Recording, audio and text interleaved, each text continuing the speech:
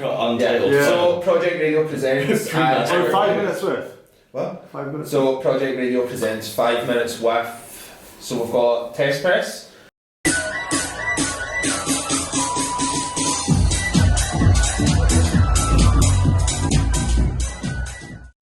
I'm Dan, this is Fraser. Here we are. Simon. So how did you first meet?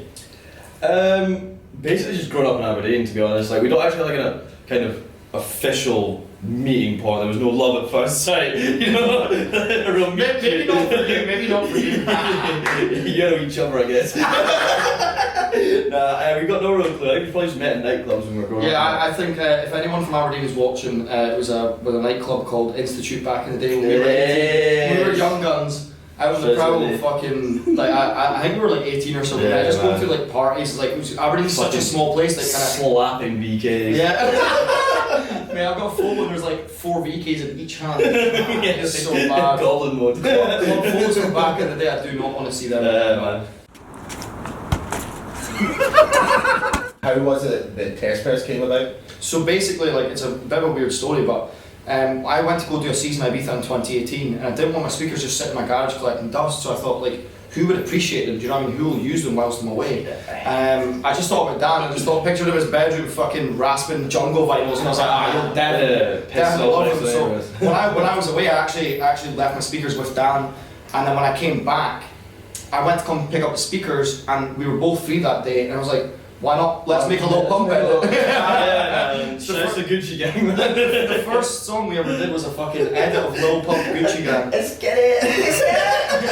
So, like you were saying about the little pump heads and stuff, so how did you come about your style and how do you think it's changed until now?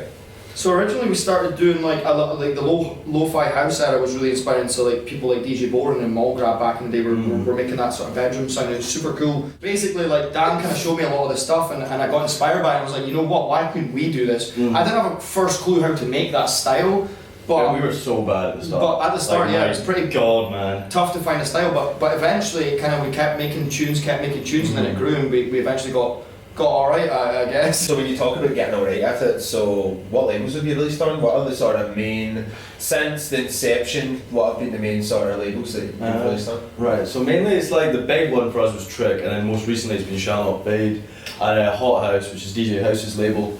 We've actually got another track out on his Dance Tracks label that's coming out in the next month or so. Yeah, it's coming out in June. Apart from that, like Huntley's and Palmer's, which is a cool like Glasgow label, they got us like our first like vinyl pressing and that, so it was very cool. That was cool. Yeah, to get the first like and they got vinyl artwork as well, little seagulls smoking a snout on the front of it. So because we're from Aberdeen, like the seagulls up there are fucking buff, right? Yeah, they're so like the logo at the time was like a seagull with a cap on, smoking a fag like a big buff seagull. It was hilarious. It's printed on the vinyl. It's hilarious. What's the most surreal thing that's probably happened to you since you started DJing, would you say?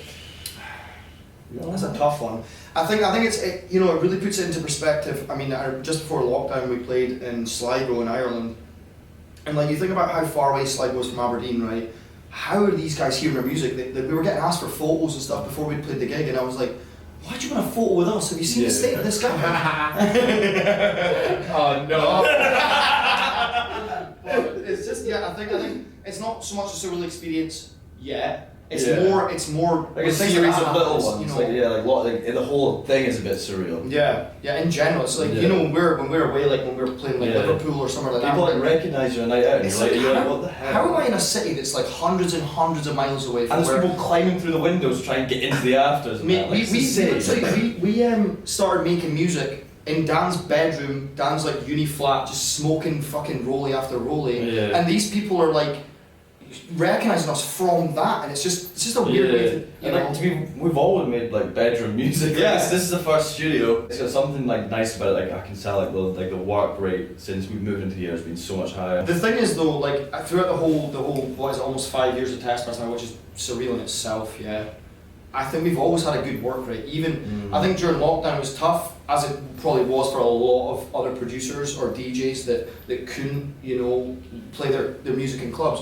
So, we went off and started like experimenting a little bit, but eventually we came back to our sound and we found it. Now that we get to go out and you experience these things that inspire you in clubs, right?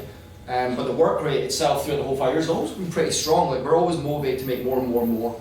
What have you got coming out in the next few months? Have you got anything on the back burners? We've got the EP coming out, so obviously we've released recently on Hot House Records, which again was incredible for us because when we first started, that was one of like the dream labels. As was Shall Not Fade, which has both been the past couple of months. We have one coming out on Dance Tracks, which again is one of DJ House's labels under Unknown to the Unknown, which again is incredible for us to be able to do that. We're in talks with Patrick to try and make another EP. That's not finalised yet, but we're moving in the right directions, I think. Yeah, when you're talking about that, I seen that did Patrick not post a video?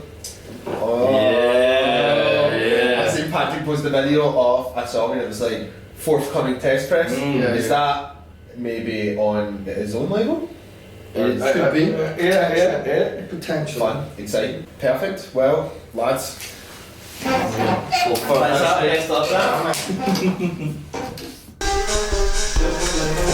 gonna be quite hard to do a wheelie on. Oh, you fucker! I don't think I'm gonna wheelie this. Oh shit! Fuck!